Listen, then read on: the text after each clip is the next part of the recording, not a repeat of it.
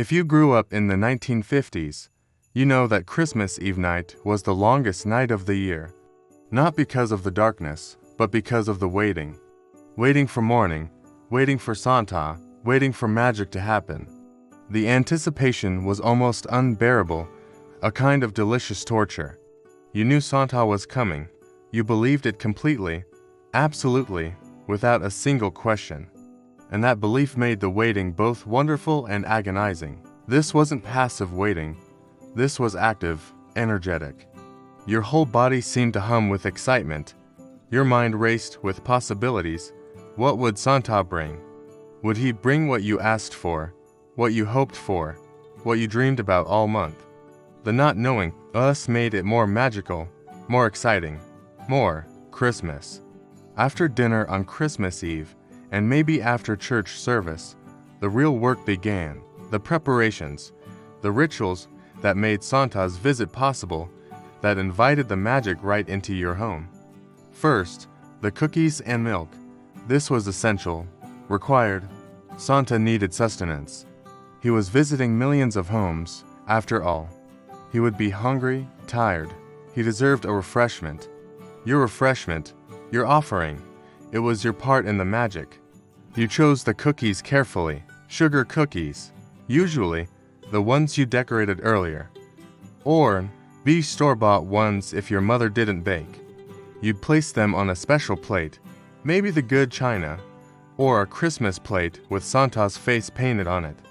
2 cookies, maybe 3, a generous but not wasteful amount, and the milk poured into a glass, cold, fresh, whole milk, the kind that came in bottles delivered right to your doorstep. You'd place it next to the cookies, on the coffee table, or near the tree, or on the mantel.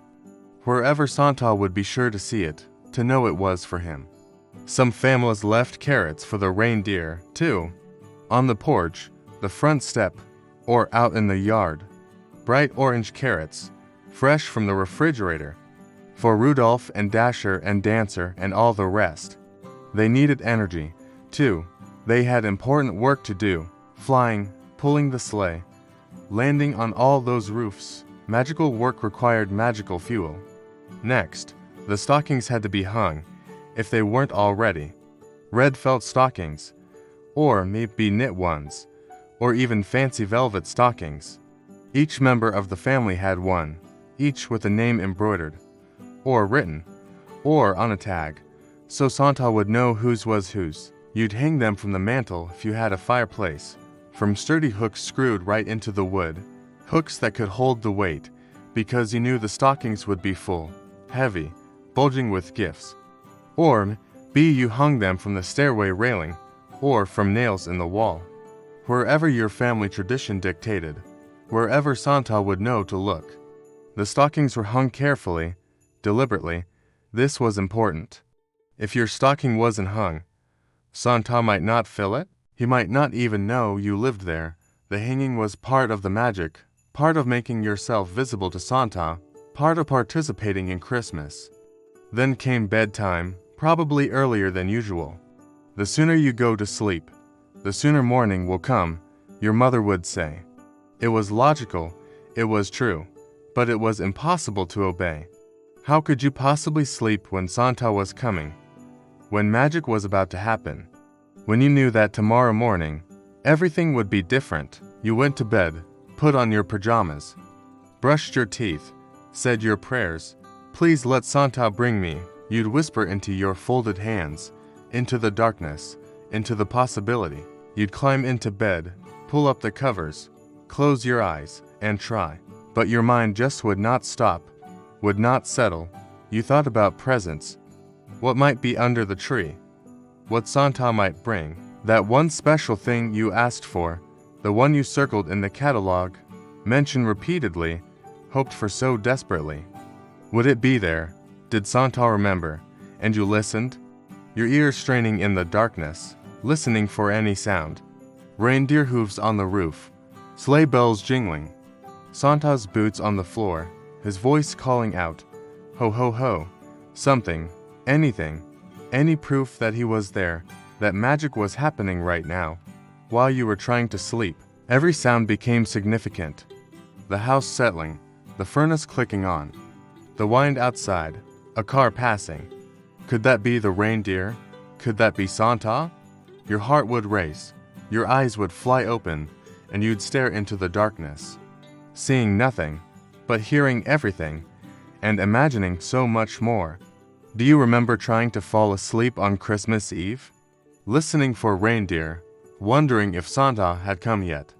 Share your memories of waiting for Santa in the comments below. We want to hear about those magical, sleepless nights.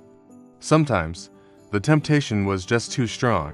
You had to check, you had to see. You'd slip out of bed, tiptoe to your door, and open it slowly, so quietly.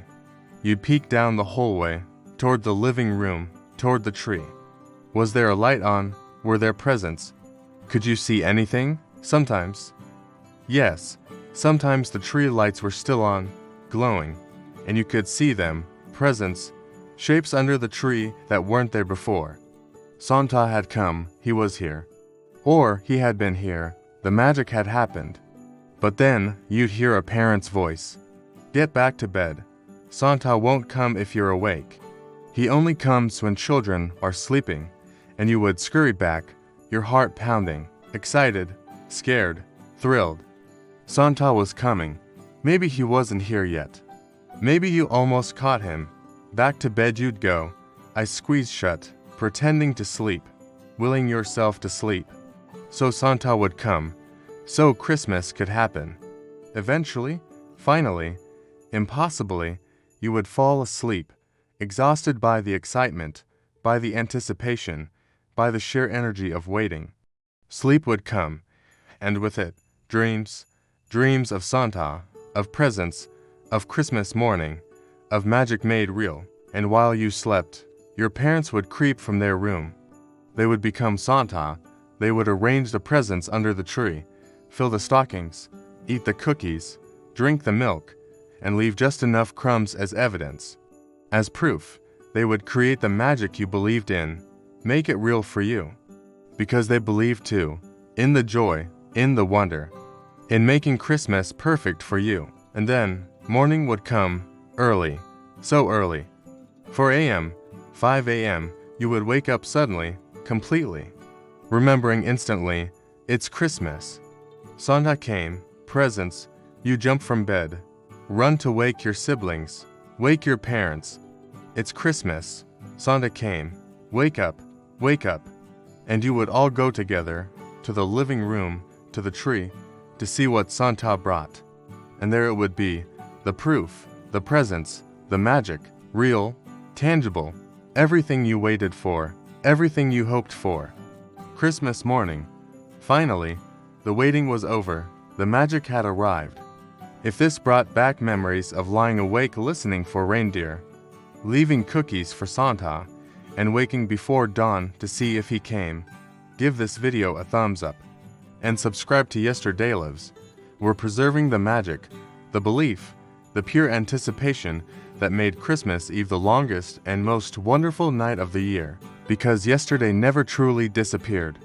It just climbed into bed, squeezed its eyes shut, and tried so hard to fall asleep while waiting for magic to arrive.